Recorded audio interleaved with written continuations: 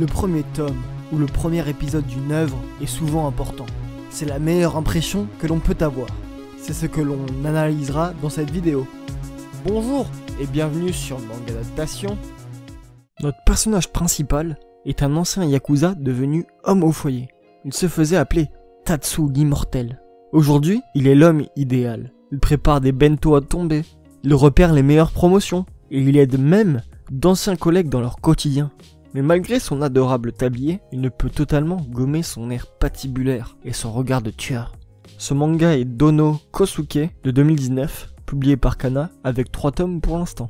Du coup, vous pouvez aller voir mon top des meilleurs mangas animés de l'année 2019, parce qu'il est dedans. Alors déjà, on est sur un récit pas forcément comique, enfin si comique, ça se veut pas tellement drôle, et pourtant déjà ça l'est beaucoup, par le contraste Yakuza et homme au foyer. Et déjà rien que cette idée est vraiment une superbe idée, un superbe concept. Le mélange marche bien, toute la ténacité et l'honneur d'un Yakuza, avec des tâches plus dures qu'il n'y paraît, de ménage, de cuisine. Les deux en fait vont bien ensemble et se complètent. C'est surtout drôle quand lui en fait rate quelque chose, il veut se seppuku. Il fait tout avec sérieux, comme si sa vie en dépendait et son honneur aussi.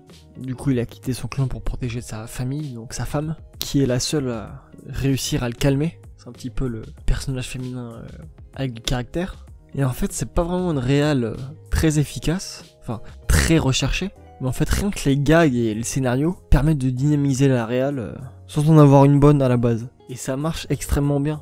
D'ailleurs, on utilise peu de dialogue, on montre tout par le visuel. Ce que devraient faire tous les mangas.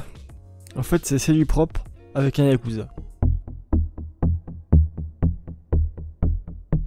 Natsuo Fuji est amoureux de sa professeure Ina. Tentant d'oublier ses sentiments envers elle, Natsuo se rend à une soirée avec ses camarades de classe, où il rencontre une étrange fille nommée Rui Tachibana. Rui l'invite à venir chez elle pour une raison bien précise, avoir des relations sexuelles. Natsuo accepte avec hésitation. Avec le remariage de son père, il se retrouve avec 2 demi-sœurs qu'il connaît très bien. Ces 2 personnes ne sont autres, Ina et Rui. Vivant maintenant sous le même toit que la personne qu'il aime et celle avec qui il a eu sa première fois, Natsuo se retrouve dans un triangle amoureux inattendu. Cet animé est du studio Dio Medea de 2019, fini en 12 épisodes et disponible sur ADN. C'est assez intéressant comment les relations sexuelles sont montrées dans cet animé. C'est-à-dire que si tu n'as pas fait, en fait, tu peux parler avec les autres et tu as l'impression d'être pris de haut. Ce qui est un peu vrai, mais bon. Surtout que là, c'est montré comme pour l'expérience, en fait.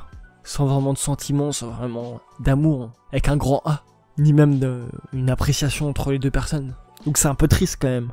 Surtout que maintenant, du coup, sa relation avec ses 2 demi-sœurs sont vraiment très malsains. Mais genre, très malsains, quoi. Il s'en est fait une et l'autre, il veut se la faire. En gros.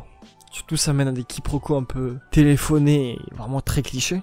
Ce qui marche pas trop avec le côté très cru et réaliste du récit quand même. C'est un peu antinomique d'avoir des quiproquos gaguesques avec des relations pas bien écrites mais assez réalistes. Enfin, des choses qui pourraient se passer dans la vraie vie, quoi. Surtout que c'était sa prof, elle lui mettait des mains au cul déjà. Et c'est vraiment malsain en fait. Bon, c'est la vraie vie, quoi. Mais ça fait un scénario un petit peu... alors que les relations entre les personnages est vraisemblable. Donc cet animé, c'est des relations entre des personnages réalistes, mais un scénario qui ne l'est pas tant que ça. Allez, à une prochaine fois, et lisez des mangas!